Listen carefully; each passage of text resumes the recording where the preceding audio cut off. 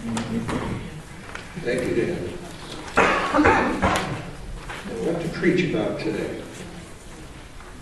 The gift of a beautiful little boy being baptized, the gift of the Lord's Supper, the Gideons that we had last week, our small group program which starts in a week, Teen Challenge which we had a couple weeks ago, or the Transfiguration of Jesus. So many choices and so little time. But since Dan read about the Transfiguration, let's look at that. If you've ever been to an auction, you know that there's no telling how much something will sell for. Something you think is valuable may be worth practically nothing. But other stuff you think is worthless can bring a big price.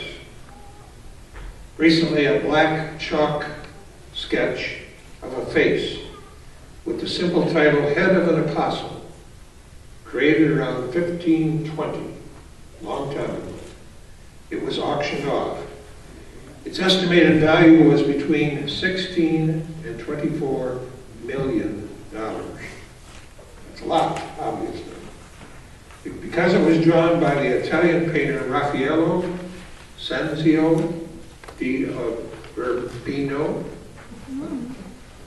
more popularly known as Raphael, it sold for the staggering price of $47.8 million.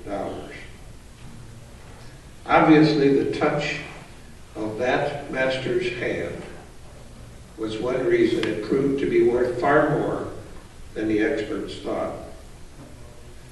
That sketch was made as a study for the magnificent painting titled The Transfiguration, which hangs in the Vatican Museum. Raphael's masterpiece actually tells two stories. We see in the upper portion of the painting the transfigured Jesus, flanked by Moses and Elijah. And unlike many older paintings, no one wears a halo in this one. But that's okay, there is no need for a halo, because all three are kind of backlit by heavenly light. And all three are floating several feet off the ground. The apostles are stunned and are lying on the ground, barely able to open their eyes. Then below, we see the same apostles speaking excitedly to a crowd of men, women, and children about the Transfiguration. This is where we come into the picture. Because it's not enough that something extraordinary happened. We need to tell people about it. At first, the three apostles who witnessed this revelation about Jesus in the Transfiguration were told to keep it a secret. That might sound odd, since so much of the ministry of Jesus was public. But this event occurred at a crucial time in his life, when it seems he was trying to make it clear exactly what it meant for him to be the Messiah. The Transfiguration is the third of a cluster of three events that Matthew, Mark, and Luke all wrote about. The first event begins with Jesus asking his disciples what people were saying about him. Maybe unsure of themselves and not wanting to give the wrong answer, they kind of beat around the bush. They say Jesus is said to be Elijah, or a prophet from old, or John the Baptist come back to life. But Simon says, "You are the Messiah, the Son of the living God." In response, Jesus renames Simon Peter, the rock. But in the very next scene, Jesus reveals that part of being the Messiah involves a terrible death at the hands of the Romans, against which Peter protests. This leads to a harsh rebuke from Jesus, who calls upon his disciples, and in turn, us, to pick up our crosses and follow him.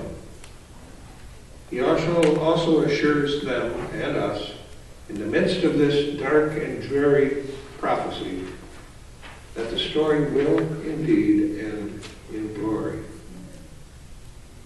This leads us to part 3 of this little mini drama, where Jesus, the Messiah, is revealed in the Transfiguration as who he has been all along, the Son of God. This personality of the risen Jesus, the resurrected Christ, is not something that happened only after his death. The Transfiguration shows us that Jesus was, is, and always will be the figure of glory long anticipated by the people of God in the Hebrew Scriptures and in their yearnings and in their prayers. At the conclusion of the Transfiguration, Jesus tells the disciples to say nothing about this until after his resurrection. And ultimately, this is what they did. The gospel message that Dan read for us, the painting that reveals the touch of the Master's hand, and our own retelling of the story reinforce and affirm this. But part of our response has to be the retelling of the story. But more important than retelling it is that we live it. And that in proclaiming Jesus, we reveal that part of Jesus that is hidden, sometimes very deeply, in all of us.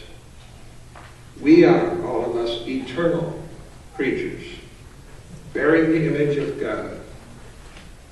We ourselves are transfigured, transformed by the touch of Jesus' hand. This mystery of revealing Jesus' presence in us can be difficult, but we must value each other as Jesus values each and every one of us, all of us, even to the point of dying for us. And in his resurrection, all of us are to be raised as well. This idea that the true worth is found in Jesus is the theme of a poem. Many of you have heard it as a song. The poem is called The Touch of the Master's Hand, and it's by Myra Brooks Welch. It begins this way. "'Twas battered and scarred, and the auctioneer thought it scarcely worth his while to waste much time on the old violin, but he held it up with a smile. The price of that old violin creeps up slowly, $1, $2, $3, until a mysterious visitor steps forward. And then the poem continues. From the room far back, a gray-haired man came forward and picked up the bow. Then, wiping the dust from the old violin and tightening the loose strings, he played a melody pure and sweet, as a caroling angel sings. Suddenly, the bidding for the old violin skyrockets. $1,000, $2,000, $3,000. What changed its value? A touch of the Master's hand. And the poem goes on to say that the touch of the Master, Jesus, transforms our lives as well. Many souls, seemingly lost, can be saved and have been saved by that touch. We are all of us, battered and scarred. We can be misunderstood, as Jesus was even by Peter, who rebuked him for stating that he would suffer and die. But we are all commissioned, as was Peter, to do great things and to be forgiven, like Peter, who denied Jesus 3 times during his time of trial. All it takes is a touch of the Master's hand. So let us go from this place today seeing Jesus clearly as the one in whom God is well pleased. And let us accept God's forgiveness for ourselves and our commission to work for him. that he may be pleased with us.